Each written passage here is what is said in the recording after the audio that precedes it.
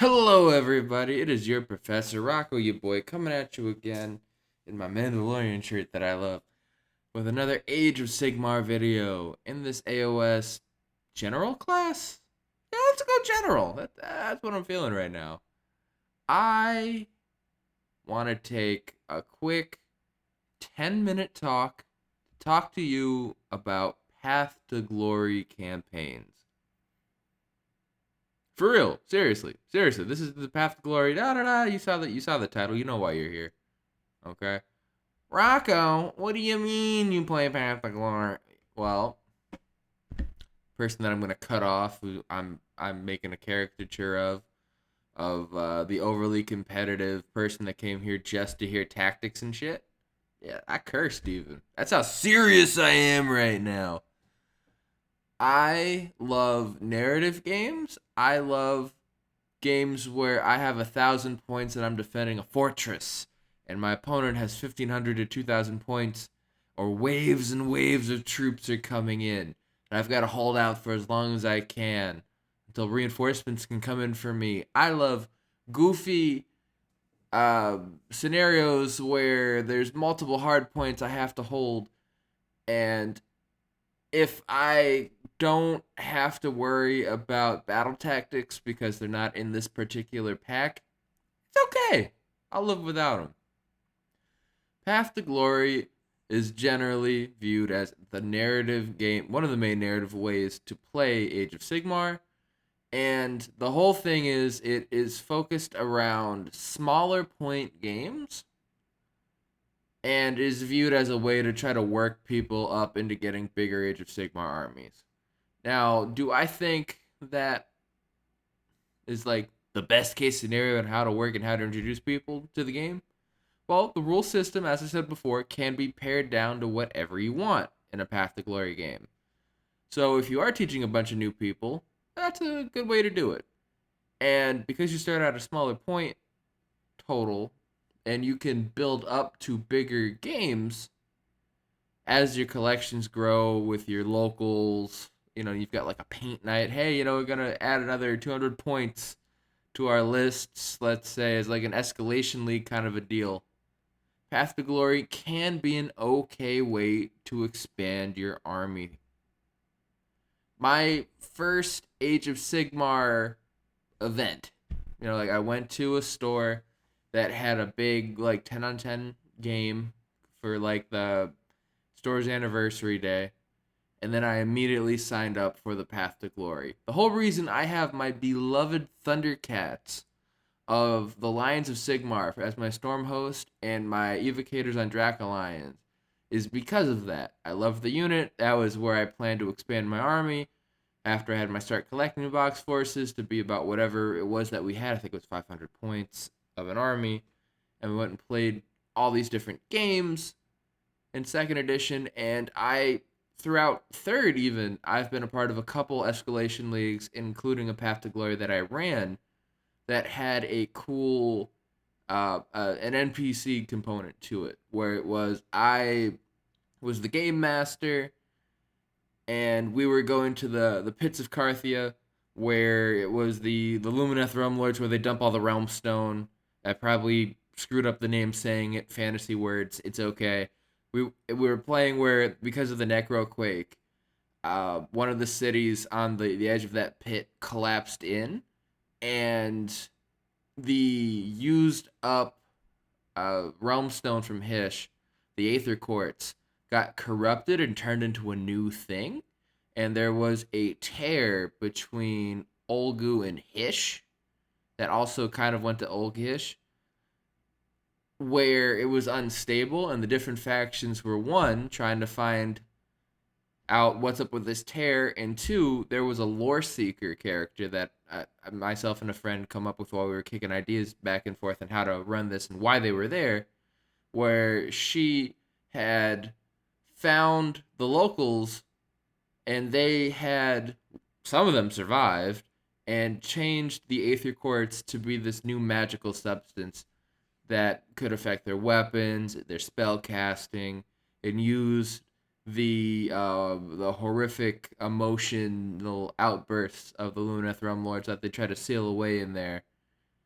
as weapons, and people were fighting for. This also would be a great Soulbound campaign, actually, where we made up our own rules for terrain, and I wrote a whole bunch of lore for it, and we had all these battles, and they were themed around different things, and it was a lot of fun for what it was. And funnily enough, a lot of the games ended up going where the loss record ended up being even for a lot of the players, and we just kind of called it a draw. And it was like next time we'll have a big battle, and we set up all these grand narratives, and we could set up the Soulbound campaign to go deeper. The Slaneshi forces were there with their own agenda to try to find this rift and keep it so that they can go in and try to free Slanesh as a new way into their prison. The Lumineth Throne Lord faction openly wanted to kill the Lore Seeker and put all of this kind of behind them, but secretly wanted to hoard all the stuff. The city's players wanted to try to steal it and use it for their own things, and you kept going on and on and on and on. There was corn there too. And there's a lot of fun storytelling that can happen when it's your characters going in. You're not using the name characters. It's your character, your glorious hero of whatever, or devious villain that came in with their retinue trying to go and raise hell or contain it or create it to be something new because they want to just create things. And Path to Glory is a great vehicle for that.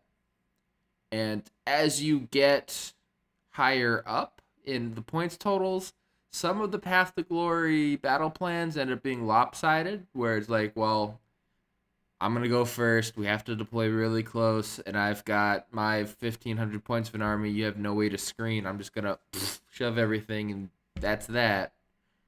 So after a certain point, at around 1,000 to 1,500 points, depending on who you're playing with, I like going to the matched play battle plans from the General's Handbook, but still using all the bookkeeping and all the other stuff from Path to Glory with the rules restrictions for your armies and not necessarily worrying about battle tactics. But again, I have a history of being a tournament player. I train people to be tournament players in my inner circle. We get a good showing. Shout out to the Netherlands teams for Worlds there. Two of my friends, one of them was the captain of the team, Agnes, another friend of mine, Missouri. They did a great job, had a great showing, and everyone had a great time. Those are the people that I associate myself with. I'm known for tournament stuff. So I'm not opposed to throwing in battle tactics and grand strategies into a Path to Glory game because I can. And it's okay and it's fun. And that's the best part of narrative play is that it can be as complex or as simplistic as you want it to be. It's just telling that story.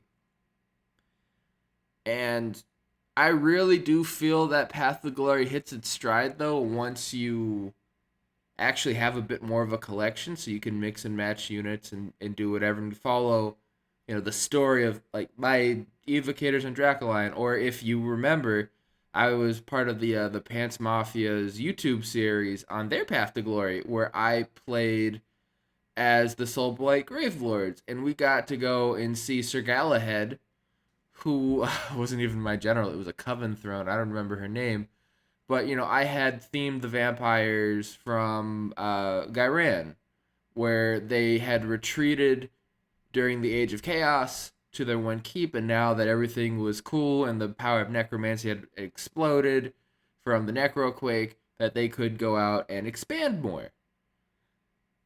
And we got to follow brave Sir Galahad, my White King on Steed, and who was trying to quest and earn himself back some pride, along with the Blood Knights, and then all the serfs they brought along with them of the zombies and the skeletons. And we went undefeated in that, which is really cool. And we were able to tell a really cool and kind of compelling story from that. And I feel like if more games of Age of Sigmar focused on the fun of it instead of trying to min max every build of everything for a tournament thing, you're gonna find more return on investment with this hobby. Because so much of it is spent like you're gonna spend like 3 months painting a 2,000 point army that a lot of the times the rules are gonna change before you get to play it, and that sucks. But if you can play these smaller, yeah, it sucks. But if you can play in these smaller point games and build yourself up and reinforce your rules and learn them in small increments to build up to this huge army, by the time you get to 2,000 points, you're going to know it inside out and backwards, and you've played games to know generally what some other armies can do. And, I like crunchiness in my games. I like it in RPGs, I like it in war games. I don't mind it in video games that much. And Path to Glory does have some bookkeeping to happen after the fact. You've got your units in the game that can level up to get these cool once per game abilities as they get a veteran status. You can have heroes level up to get command trades even if they aren't your general. You have to track like who died in the game, and then you roll to see if they stay dead or if they're wounded. If you're gonna use resource points you earn through the games to reinforce the unit, or just say you're gonna fire them and hire a new unit of schmucks and reform the regiment. There are choices there. There is stuff there that is really cool. And then there's some things like with the Deepkin, it's like, cool, it's a soul raid. At the end of the day, though, what do you do with those souls? That's more up to your mind's eye with some of this, where they leave it a little open ended instead of, hey, here's a chart and here's the table. Do you use the souls to help regen your troops, or do you bring some back to the city to do whatever? You come up with the whatever. And to me, that is fun and cool. And then by the time I'm done with all that, I can get to my 2,000 point games for my tournament, whatever, and still have fun. And that's why I think as a community, we need to focus on it's okay to play smaller games. Sometimes you don't have the full 3 hours to play. Sometimes you just don't own the models you want to run. And that's okay. Because if you play at 500 points, 6, 8, 1,000, 1,200, 1,250, 1,750 points, as long as you and your opponent beforehand agree to these restrictions, it can be a very fun time. And I don't know how this went from more of a Path to Glory to just narrative play in general, but it's honestly how I've taught a lot of people how to play is through fun and not sweating your win-loss record as you're learning your stuff so you don't get demotivated. And I think we could all use a little bit more fun. And yes, going 5-0 at a tournament with your favorite faction when it's really good is still good. I've got 6 long strikes. I know they rock. I've got 9 actually. But I've been so caught up with these narrative campaigns and these slow glow leagues and a little bit of an RPG, maybe a little Dungeons and Dragons and a little Soulbound too. I don't know. That can expand on some of this and that I can bring that back into my games and the stories that I tell with my friends. That maybe it's not just about winning ITC. I don't know. Then again, I got like 5th best Cities of Sigmar player in the North American region like twice in a row. So, maybe I'm a bit of a hypocrite and I like my competitive play. I still like the other stuff. And with that, ladies and gentlemen, thanks for coming to class. Whether your professor just waxing poetically about narrative games. And, in the comments, have you played Path to Glory? Have you played in some epic last stand that defined your army? Have you written up a fun little lore or narrative? Have you thought about maybe the Animosity 4 campaign that's coming up? I will. It's another really cool narrative setting where it's not even really focused on playing games of Warhammer. It's more about a collaborative storytelling experience that I will be a part of. I did it last year, And it was great. I met a whole bunch of people that I am still in a bunch of chats with and have had let people into my inner circle for, and it's been awesome. And this is just a challenge to you to help expand your horizons. And again, I will put the link in the description for that. And uh, have a great day. Thanks for coming to class. And if you have any other questions for any rules thing or any strategies you want to run by me or have me run through for you or your faction, leave those in the comments too. And as I like to say at the end of all of our videos, class dismissed. Bye. Wave to make sure I'm in the camera.